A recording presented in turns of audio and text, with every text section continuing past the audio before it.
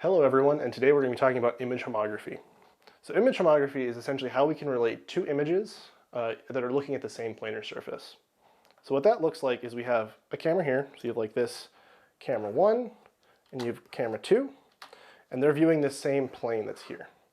So essentially what you can think of it is as, how can I take pixels from one image and transform it to pixels in another image using this plane as kind of they're viewing the same thing, so I can do this.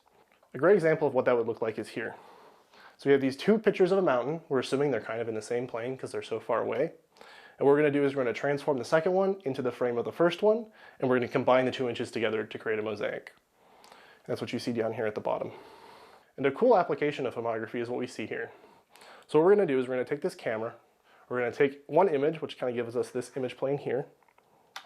And then what we want to do is we want to look at it from a different angle. So we can create some virtual camera that'll be here, and it'll see the world like this. And so we want to see it from a completely different point of view. And that looks like this. So what we do here is we have this building, we take some plane off of it, which is the building in the background, and then we rotate it so we see it face on rather than at an offset angle like you see here. We're going to use image homography in a little bit different way for this project. We're essentially going to create some virtual camera image that'll be looking down on what the robot's seeing and transform things that we detect in the image into that frame. So we'll walk through the steps of that. So the first step is we have our robot right here, and we'll have some camera, and then we have some image plane like this. So when we see off that, we're going to get some detection of those red blobs that we want to avoid. And that's what you're seeing in the camera image here. Now the next thing we need to do is take that camera detection, and we want to see what would that look like if we were to take that camera image and project it onto some ground plane. What would we see if we were looking face down using only the pixels in the image that we talked about earlier? So we'd see something kind of like this.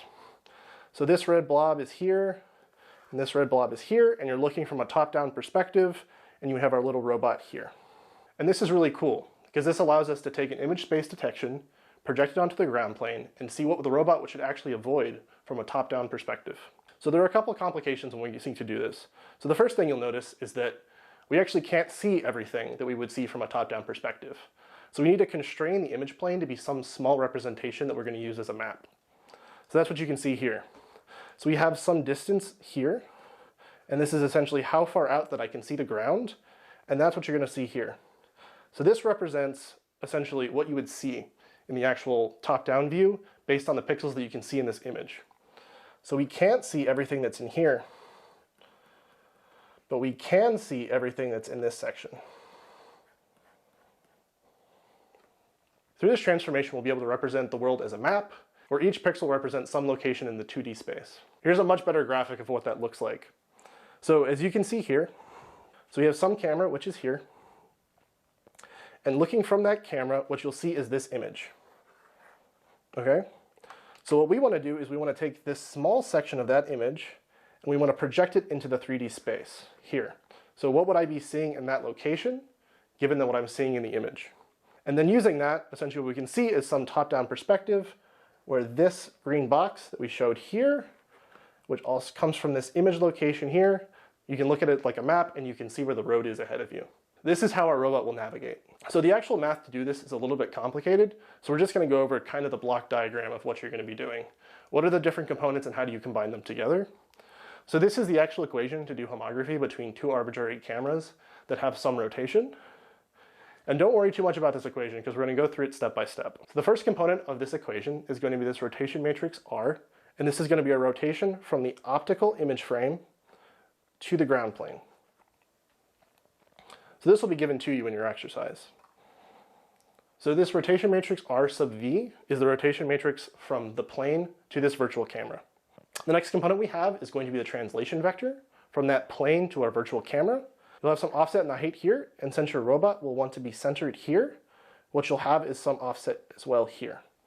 So these two offsets will essentially represent how to get from the plane to our virtual camera, and we want to center our virtual plane based on where our robot is.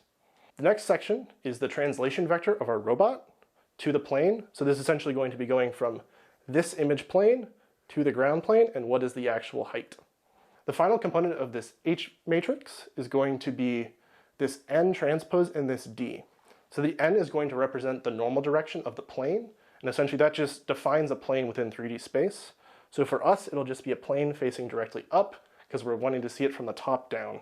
And d represents the distance from our camera to that plane. Now that we've covered the different components of this equation, what you can see here is how we get this matrix HV sub r. So that's going to go from some robot frame, so something in our camera frame, all the way to this virtual camera frame looking down. So what we have to do is take this H matrix and multiply it by a K matrix that we're going to talk about in a second. And we do this for each point. So what is this K matrix? So if you guys remember, we talked a little bit about the pinhole projection model in the first lecture for computer vision. And you're kind of seeing a representation of that here. So the important thing to note is that we have some camera center, and then we have some plane, which is equal to the focal length. And remember, we talked about focal length before. So focal length is the distance between some camera and our actual image plane. And essentially the way you can think about how that's represented is it's going to be the important quantity that we use to go from a 3D point to a 2D point on the image plane. Because the farther away the image plane is, the larger or smaller a point can be. So what that actually gives us is something that looks like this.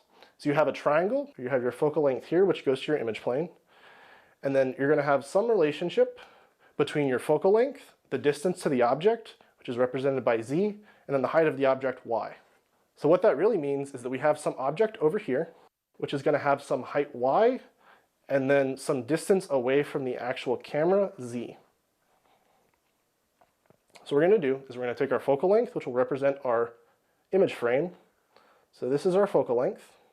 We have our image plane here. And then we can relate where a 3D object will be in that image plane using these quantities. So you'll have something that represents the height times the focal length divided by the distance. So we can represent this relationship through this matrix K. So this matrix K has essentially four main quantities. So you have a focal length in the X and a focal length in the Y. And these should be given to you by the camera and lens that you have. Often they're the same, but sometimes they can be different. And you should just check whenever you're using that. And then we have this CX and CY. So the meaning of these two values is that if we have some image plane like this, the way we represent cameras, the 0, 0 in the image plane would be like this. When we actually do the math, do the translations from the 3D points to the 2D points, we assume that 0, 0 is here. So the CX and CY are these two offsets, CX and CY. So that is the full homography transform that we talked about. So now that we know what these different K matrices are, we have one K matrix that represents our virtual camera, KV, and one matrix that represents our robot camera, KR, and these matrices are invertible. So what you'll do is if I have some image and it has a collection of a bunch of pixels, for each pixel in the robot camera, I will transform it using this matrix multiplication to a pixel in the virtual camera image, which will represent our map. So an intuitive way to look at this equation is that you have your point here, which is what you detect in your camera. Then you're going to do is you're going to take that and multiply it by the K inverse. And remember that K goes from a 3D point to a 2D point on an image plane. So the inverse of that matrix will go the opposite direction. So you get something that's on that plane. Then you're going to transform it using H. Now that we have that point on that plane, we can reproject that 3D point into 2D using this K matrix here, and that's what we'll see in the virtual camera image. So this has been a quick introduction to homography. Obviously, we've kind of glossed over the math a little bit, but hopefully you get the general idea of how these transformations are done.